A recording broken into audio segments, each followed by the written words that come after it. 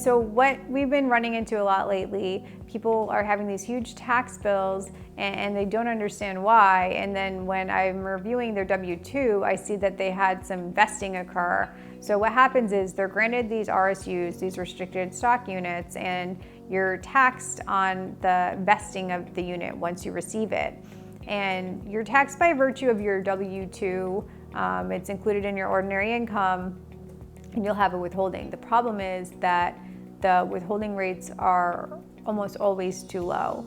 And so if you are aware of this, you'll work with your tax advisor, your financial advisor, what have you, and then we can set up this supplemental withholding schedule. And so I see it one of two ways. I see people that do plan for it, they're aware that it's coming, they maybe even have the subsequent withholding done directly through their W-2, or they at least have cash on hand, or they just weren't prepared for it. And so at time of vesting, it really depends on what the value of the company is. So if the value is high, which is great, you exercise, you have this income including your W-2, but the withholding is not high enough. So you're getting hit with this tax bill. Oftentimes people have to start selling positions because they just weren't prepared for it. And it comes down to just a cash crunch. What happens sometimes is people they have to sell. And so actually, sometimes your company will work with you, you'll have more of a conversation, or you'll just discuss with your tax advisor and you'll essentially sell a certain number of units just to cover the taxes. So one of the things that's happening is when you vest, you have to pay tax at the current value. Then when you sell, your basis is what the value was at the time of the exercise. And so sometimes the broker has that basis and they carry it forward, and then when you sell, the basis is adjusted based on the value at the time of the exercise, but not always.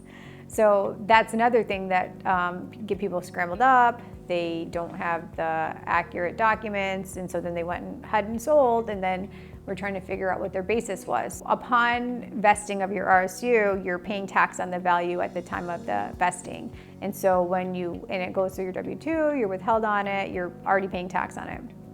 Then when you subsequently sell, your basis in that position, that security, will be what the value was at the time of the vesting. And so oftentimes, I mean, we see this all over the board. So the broker will have the correct basis, and so when you sell, your basis is all set, it's on your 1099, nothing to worry about. Sometimes the basis will just say zero, it'll be non-covered, and you have to supply, sometimes the broker will supply a supplemental schedule, sometimes they won't.